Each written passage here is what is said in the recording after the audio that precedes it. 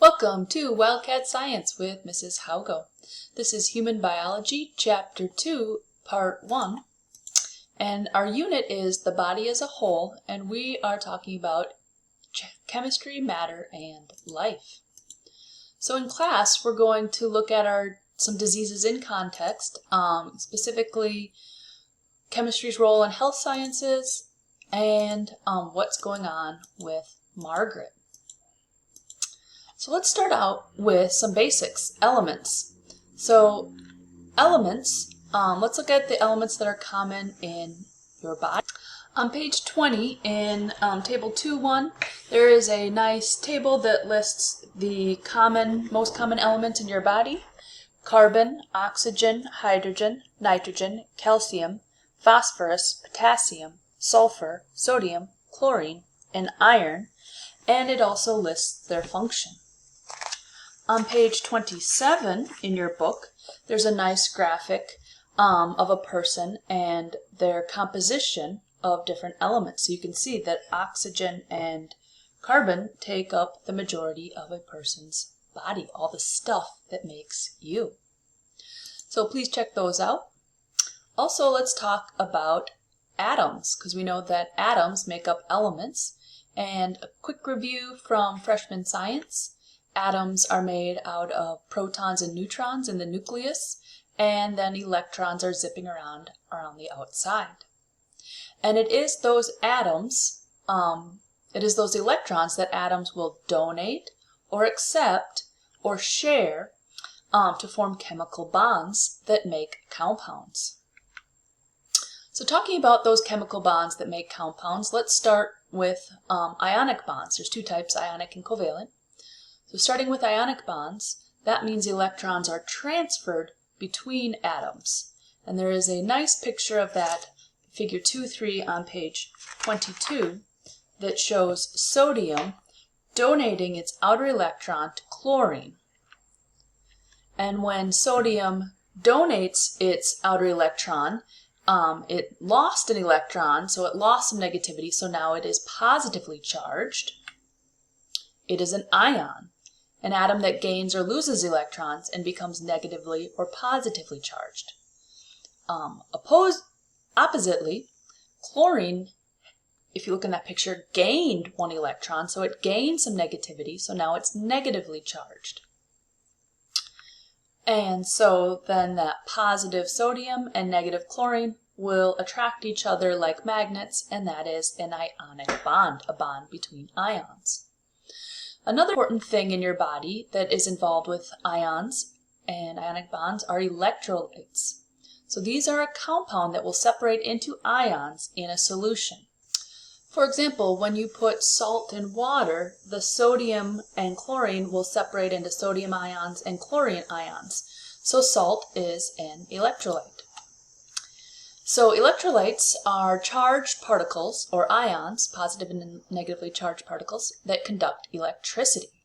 Because we know electricity is the flow of electrons or the flow of ions, and then those ions can flow in water and they will conduct electricity. Interestingly enough, they conduct electricity in your body. You have a little bit of electricity every time, like a nerve impulse goes through your body. So anytime your body does anything, like right now. Like I said, one example is sodium chloride, and this isn't the best font for this because in chemistry we always have to write things capital or small. So this is a capital N, little a capital C, and a little l. Na plus, Cl minus. So ions, or electrolytes, in body fluids are very important for everything. Anytime you move a muscle, anytime a nerve impulse does anything to help you think or breathe, or any of the things that are happening in your body that you aren't even thinking about.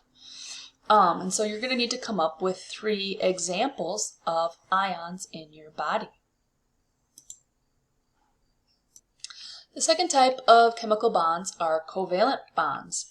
And these are different from ionic bonds because they are sharing the electron. So instead of giving and taking, they decide to share.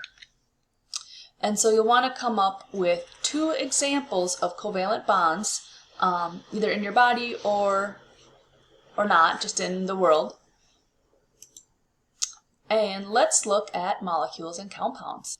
So looking at compounds, a compound is a substance with two or more elements that have been chemically bonded, so either ionically or covalently bonded together.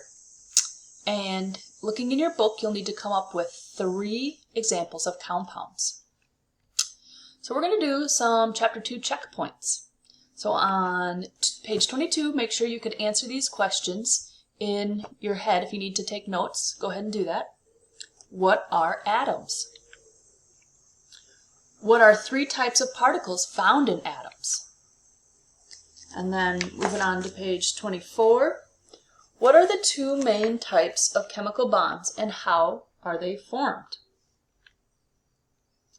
And 2.4, excuse me.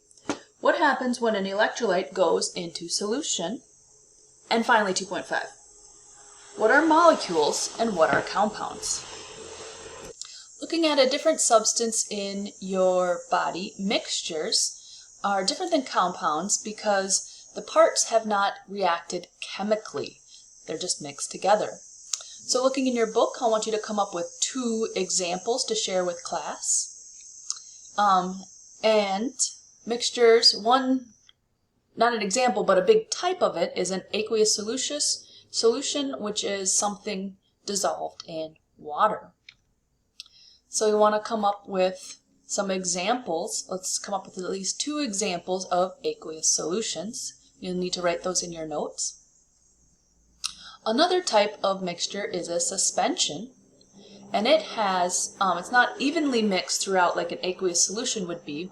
It is heterogeneous, which means it's not evenly mixed, it's not homogeneous, and the parts will eventually settle out.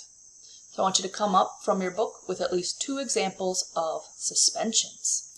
So water is an important part of many types of mixtures, definitely aqueous solutions and also a lot of suspensions. It is the most abundant compound in your body. So water, we know itself is a compound because the hydrogen and the oxygen are covalently bonded together to make H2O. And it's one substance in a lot of different mixtures. It is essential to life. We could not live without water. So a couple of reasons why. 1, cells have water solutions inside of them and outside of them. And if you remember from biology, we did an experiment with like dialysis tubing little cells and like different amounts of sugar, and then like if they didn't have the same amount of sugar inside and outside, then they either shrunk or swelled up, and that would be really bad for your cells. They would die if they shrunk or swelled up and burst. Also, water carries substances to and from cells. A lot of your blood is made out of water, and that's definitely carrying things around. And then like at an even smaller level, water is carrying substances in and out of a cell. Also, water is considered a universal solvent. It doesn't dissolve everything, but it dissolves more things than anything else in the world. And so it can dissolve lots of different substances, which is important because it helps dissolve things in your body that need to react together to make a chemical reaction to make you live. So things that dissolve in water are hydrophilic, water-loving, and then things that don't dissolve in water are considered hydrophobic, water-fearing, and a lot of things are hydrophilic. Some of your fats, like oil and water, don't mix, so fats would be hydrophobic. Another important thing about water is that it stabilizes body temperature. It takes a lot of energy to heat up or cool down water. So if you have a lot of water in your body, it's going to take a lot of energy to heat up or cool down your body. So it helps maintain that nice homeostasis. It can also be used to distribute heat throughout the body. So blood is a good way to distribute heat, and we know blood has a lot of water in it. So you can distribute it throughout the core or to your fingers and toes as needed. Also, water is used as evaporative cooling to cool the body. We know that when we're hot, we'll sweat, and then the sweat evaporates, and that takes a lot of energy for the water to go from liquid sweat to water vapor in the air, and it takes a lot of that energy away from your body, and then you cool down so you keep that nice homeostasis level that your body loves for you to live. Also, water is important for all the chemical reactions that occur in cells, and there are hundreds, thousands, millions of them happening every day. So that's good. Looking at some more checkpoints, on page 25, we have what is the difference between solutions and suspensions, and what is the most abundant compound in your body. So any aqueous solution will have you can measure its pH, and it'll either be acidic, basic, or neutral. And so let's talk about the pH scale. Again, this font isn't great because that should be a little p and a capital H.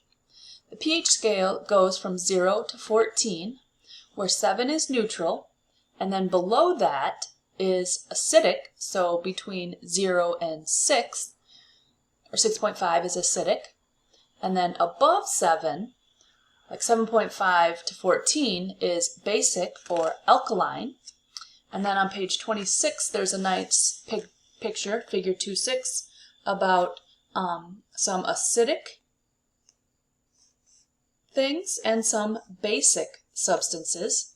So there is a pH scale listed there that you want to check out. And an interesting thing about the pH scale is that it is a logarithmic scale. It means that's based on factors of 10. So a pH of 5 is not 1 or 2 times as acidic. It is 10 times more acidic than a pH of 6. And then a pH of 4 would be 10 times 10 or 100 times more acidic than something with a pH of 6. So you can see that it can change pretty rapidly, and that's why your body wants to keep things in a very narrow range. Let's talk about some acids and some acids in your body, some acidic things in your body. So acids will donate hydrogen ions to another molecule, and that's kind of how we define an acid. Some examples, carbonic acid, and that is something that is found in your body. Actually, when you breathe in and your body makes CO2, the CO2 will dissolve in water to create carbonic acid. And then we're going to get into that with buffers because it's a very important blood buffer. Okay, so moving on, the stomach secretions, which your body actually creates hydrochloric acid, HCl, and that has a pH of 1.5, about 1 or 2. So your stomach is a very acidic place. Acidic enough it's going to kill all that bad stuff. Your saliva is actually slightly acidic, a pH of 6.5, and urine is slightly acidic with a pH of 6. On the other side of the scale, let's talk about bases. So those would be substances that have a pH of 7.5 to 14. And bases usually contain a hydroxide ion, which is an OH minus ion. Some examples are baking soda, sodium bicarbonate, which is sodium and then our bicarbonate. Milk of magnesia, Mg, and then OH. You can see there's this hydroxide. There's double of them in that. And that's an antacid that you would take if you had like an upset stomach. And then blood is slightly basic, so slightly alkaline. It has a pH of 7.35 to 7.45, and you got to stay in that little window. If it went down below 7.35, you'd be in big trouble and you may die. In our next video, we're going to talk about how your body uses buffers to keep their pH in that nice little window that it loves. I'll see you then. Bye.